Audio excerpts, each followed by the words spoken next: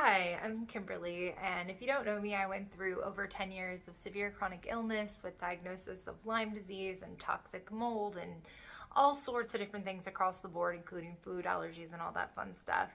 I've been sharing my story here online and just kind of sharing my experiences and thoughts on ways that I use to heal myself. And today I had a question that I'm going to read to you about mold illness and healing through that without going down the rabbit holes, like if that's needed or not in order to heal. My experience with that and what I know to be true about that, and then also on brain retraining and the futurizations, the pattern interruptions, and what's all needed and what all did I do in order to that. So kind of two questions wrapped in here. So I'll just read the question quick and then we'll dive into it. So I wanted to ask you a few questions. I deal with severe anxiety as my most debilitating symptom and dysautonomia and toxic mold, which I saw you had too, which I did. Have been doing the Primal Trust program for about 8 months already, and I'm doing the work very consistently, 4 rounds a day, vagal toning, and somatic stuff. But I haven't seen much progress in my symptoms, especially not with the horrible anxiety. My functional doctor said it's because I haven't treated the mold illness yet with her protocol, including binders, cleaning environments, etc. I'm very reluctant to go down that rabbit hole. Did you get better without treating the mold on its own? Can you share what were the most powerful brain retraining tools you used? I would really appreciate the help. The brain retraining part, I do usually the 4 rounds a day with visualizing my future, trying to make it vivid as possible. Haven't been doing much pattern interrupting during the day, which may be the missing link. Anyways, I would love your thoughts. So I guess first I'll address the mold question. So I know there's many different ways that people have healed when they've had sensitivities to mold and the mycotoxins in their system. So I personally did the remediation, the mold remediation of the house. I did not do any chelation or any specific detoxes for mold.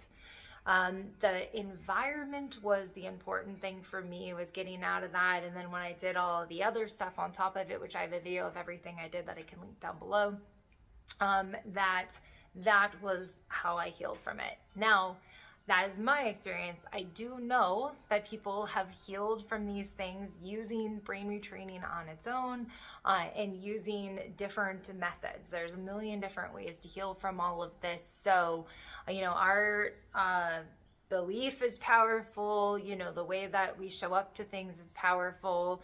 I believe that there's endless different ways to go about healing. But that was my personal experience with the mold, that I did remediation of the house and no internal chelation. The second question is about brain retraining. So there's the 2 aspects of brain retraining that were brought up here in this question. One is the futurizations, which is when we are feeling, seeing, hearing ourselves in a future experience that we create in our minds, in our feeling in our bodies, in order to bring ourselves into a future situation.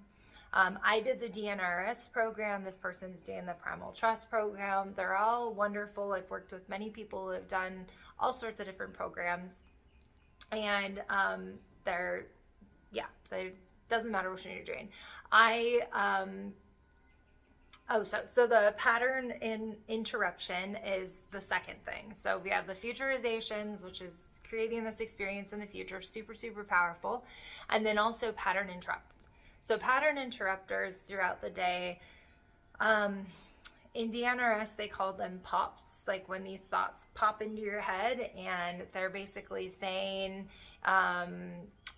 oh, you are feeling this, you're experiencing this symptom or this thing going on, and like you should do this or that. It's patterns of thoughts that are coming in and saying, I can't do this, or I'm sick, so I can't do this. I had this trauma that I experienced at this age, and therefore now I can't do this. I am this type of person, therefore I can't do this. That's bad. That's not good. That's not healthy. It's, these thoughts that come in that are not benefiting us, that are allowing us to stay stuck in the old stories. So that's what a pattern interrupt is. It's, catching our thoughts, catching the way that we perceive something and the narrative that is then going on in our heads. So like the judgments that we've created around something. Now, this was super, super powerful for me, was the pattern interrupters. I mean, I got into just all the time recognizing my patterns. And for me, it was something that worked really, really well. It was something that I do not believe I would be at where I'm at now without the pattern interrupters and being very aware of what was like running through my mind throughout the day. There's also pattern interrupters of physical pattern interrupters. So those are the mental pattern interrupters. Then there's the physical pattern interrupters, like what you can do with your body and environment to shift where you are at. So something that I used as a pattern interrupter was breath work. And I would allow myself to do a alkalosis Wim Hof style breathing, or I would do box breathing, or different Kundalini yoga practices of breathing to break myself out of that pattern that I was feeling in my body, or the thoughts that were running through my mind, to ease and shift myself into a new current experience that I was having. Another thing I would do was cold therapy. Another thing would be to put on music that would shift me out of some state that I was in and bring me into another state. So you can utilize music, like, maybe it's something like you're feeling really depressed and blue and you can't get any kind of spark of fire. Maybe like some music that sparks some anger, that like brings that to the surface, allows you to move out of the depression, because anger is above depression on our emotion scale. So that helps to burn away the cold, damp depression and allow for fire to activate, within us. If we're stuck in anger, then maybe a song that is calming and soothing, something that brings up a really positive feeling, good feeling, beneficial feeling, memory, and, experience in the body. So you can use music for that. You can use TV for that. You can use a book for that. You can call a friend that, you feel safe with, a family member that you feel safe with, and have a conversation, allowing yourself to drop the narrative that's in the head, so you don't go into the conversation about what it is that's happening in your mind. Ask them about their day. Ask them what's going on with their life. Get immersed in what they're experiencing so that you get out of that narrative that's running in your mind. And then there's endless things. Going outside, if you've been in the house, shifting to a different room, feeling your feet on the grass, feeling the wind on your skin. It depends on where you're at. Some people are, as I was for a very long time, like bedridden, couch-ridden. And so sometimes it was a very small shift that was something that would help, asking my mom to play cards with me was something that would help shift me into, focusing on what we were doing, even if it wasn't like I could fully get out of that. So pattern interrupting, is meeting yourself where you're at with what your pattern interrupters are, what you're comfortable with, in this moment. As we talk about a training zone, like, let's say this is where you want to be, end goal, and this is like where you are currently at. So like your training zone is going to expand and grow as you expand and grow and heal on your journey. So like, let's say this is your training zone right now, like this is where you're currently at. This is what is feeling like very comfortable. Like, okay, I'm not having any shift in what I'm doing. Like, this is just my comfort zone right now. Right here is the very edge of your comfort zone. So something that would be a pattern interrupter that would make sense in your training zone would be like, okay, like I'm pushing myself outside of where I'm at and I'm allowing myself to shift into something new, but I'm not pushing myself into something that feels really scary or overwhelming. This is just something to change where I'm at. That's like just allowing my energy to shift enough that I can drop that narrative that was in my head and allow myself to immerse into something else. So this is where brain retraining, when we talk about the training zone, this is where brain retraining becomes active brain retraining. So we have the brain retraining that's like futurizations. That is also a huge piece to this. It's also super important. It's like a passive. It's, I'm going to lie here, I'm going to sit here, and I'm going to allow myself to evoke feelings. I'm going to allow myself to imagine, to feel into, to hear into, to sink into a future reality that I'm creating for myself. And then we have our day-to-day life. So when we're outside of that moment of futurizing, when we're not just in meditation and we're not just sinking back into, you know, like I'm going to create this future in my mind, what are the steps that can be taken now to shift you into that new reality that's there in the future? So, you know, these pattern interrupters, whether they're the mental pattern interrupters of, oh, I'm noticing this thought that's coming up, I'm noticing this story that's coming up, and I'm going to shift the thought in my head. I'm too sick to do that. I can't do this because I will have this experience. To right now, or in the past, up until this point, I have felt this experience. I now am moving into a new reality, and this is what I choose. And you can say whatever affirmations resonate with you in that moment. I am allowing myself to shift. I'm allowing my mindset to shift. I'm allowing my nervous system to release things that are no longer serving it. And I'm allowing myself to move into my new reality. It might not be I am healthy. It might not be I can eat anything I want. It might be, but it might not be. That might feel too far out of the training zone. So maybe it's right here, and you're saying to yourself, when you notice these old patterns of thought coming up that have not been benefiting you, and saying, okay, I'm feeling the shift in my body. I'm noticing that my nervous system is changing. I'm noticing that my cells are turning over. I'm noticing that my gene expressions are shifting. So it's just allowing yourself to change that narrative from I can't do this is scary, this is too much, that's outside of what I can do, to I am shifting. I am changing. I'm allowing myself to be in a new experience. I'm allowing my body to do what it needs to do to heal. And that might transition into, you know, or it might feel resonant. I also used affirmations, you know, in the very beginning that said, I am healthy.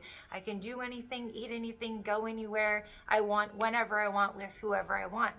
That was my affirmation that I started saying way over here until it literally became a reality, and I'm literally eating anything on a menu without looking at ingredients, without doing anything, you know, of constriction where I'm feeling like I can't do this because my body has a boundary there, or my nervous system has a boundary there.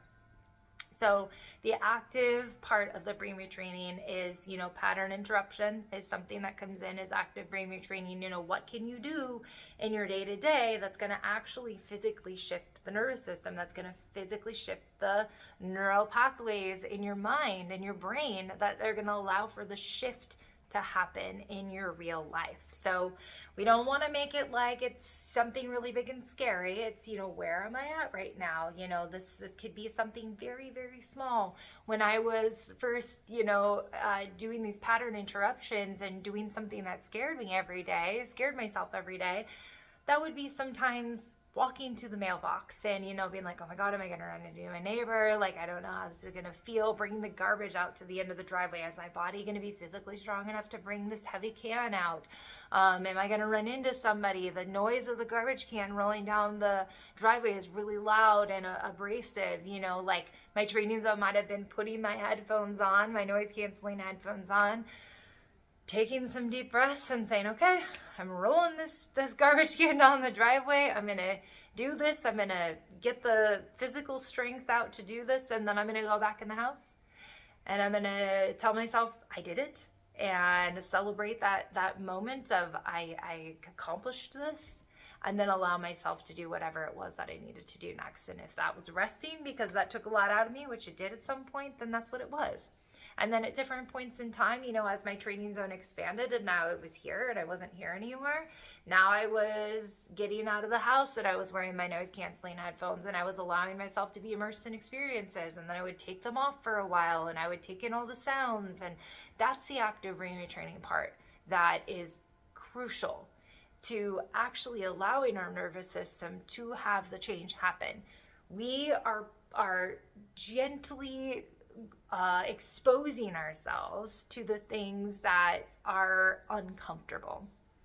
So wherever the training zone is at the moment, it's allowing yourself to be just on that outside, you know, just on this part that's feeling like, ooh, this is really uncomfortable. Like when I was here, and let's say I was wearing those noise canceling headphones out of the house and I was taking them off and allowing myself to be in all the noises and all the experiences, taking my sunglasses off and allowing myself to be exposed to the light and trying to interact in conversation at that moment, I would be overwhelmed at some point. Headphones went back on, sunglasses went back on, and then, you know, sometimes it would be, okay, that's all my nervous system can take right now. I'm going to go back to the car and I'm going to wait for somebody to take me home, or I'm going to ask somebody to take me home. So, you know, that's just meeting yourself where you're at, allowing yourself to ease into something that feels a little bit just, you know, outside of your comfort zone, but not too far. And yes, futurizations are great.